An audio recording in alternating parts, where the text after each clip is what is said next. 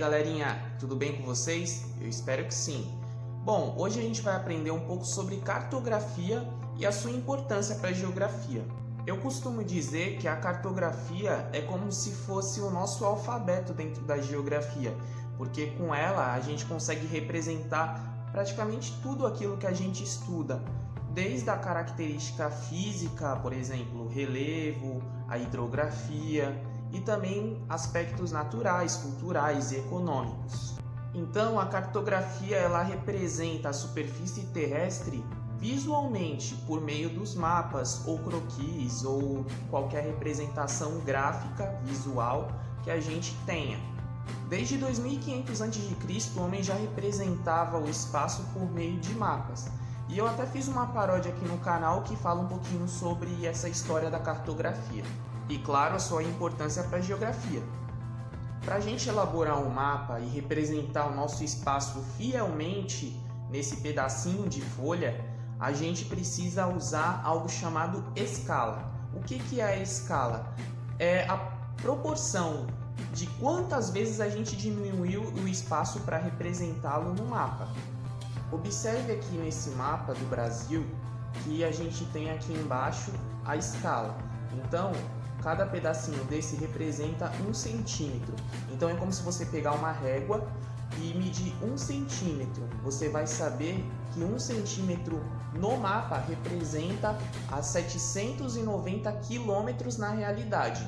E no caso do mapa aqui do Centro-Oeste, 1 centímetro representa 290 quilômetros, porque está representando um espaço menor. Mas a gente também pode representar o nosso espaço sem usar essa proporção da escala, simplesmente usando algumas referências visuais, como por exemplo o croquis.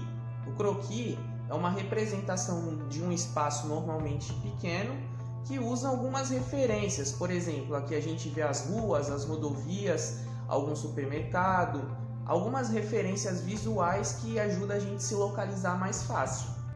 Até mesmo na moda, a gente tem um croquis de moda, que ele serve como um rascunho ou como um esboço do que o artista ele quer representar. Para uma representação não tão ampla do espaço, como por exemplo de uma cidade, a gente pode usar as cartas cartográficas, como por exemplo essa aqui de Brasília. Para quem não sabe, Brasília tem esse formato de avião, tá? Então a gente consegue ver algumas ruas, avenidas, algumas referências físicas, como por exemplo o Lago do Paranoá. Então a gente consegue ter um detalhamento médio daquilo que a gente quer representar do espaço. Se a gente quiser mais detalhes, a gente tem que usar uma escala maior. Por que maior? Porque a gente consegue representar o espaço com mais detalhamento, como por exemplo esse aqui que aparece as ruas. E dependendo a gente pode colocar até mais detalhes como referências visuais aí desse bairro. Já os mapas eles trabalham com temáticas que normalmente representam características físicas, culturais, econômicas de um determinado espaço. A gente sempre tem que se atentar ao título. No caso desse mapa, ele mostra a divisão política do Brasil. E por que política? Porque mostra as divisões dos estados. Então, essa representação se chama de representação política, quando tem apenas as divisões. Já nesse segundo, a gente vê a região centro-oeste de um modo mais ampliado. Então, a gente consegue ver, por exemplo, as cidades de um modo mais claro.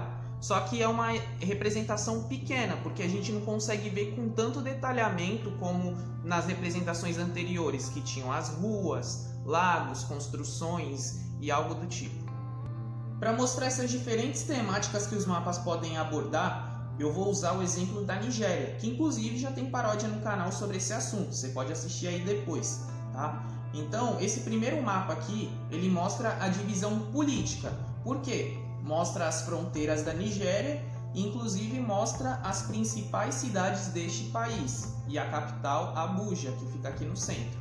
Aqui no título a gente vê que se trata de vegetação, ou seja, um aspecto físico da Nigéria. Cada cor dessa aqui representa um tipo de vegetação diferente.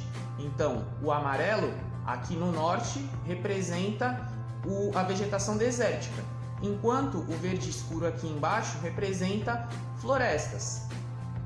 Por último, a gente vai usar esse mapa que ele representa a densidade populacional na Nigéria, que é a concentração de pessoas em cada uma das regiões do país.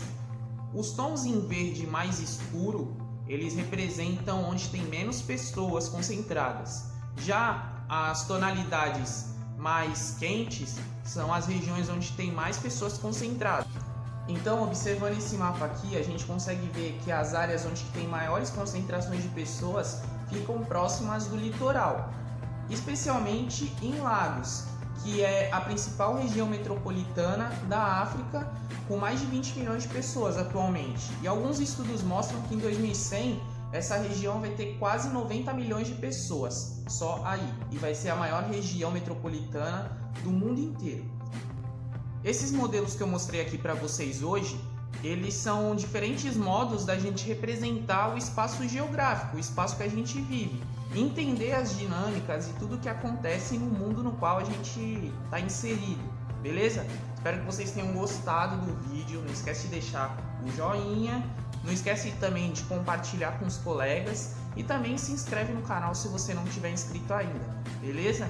Valeu!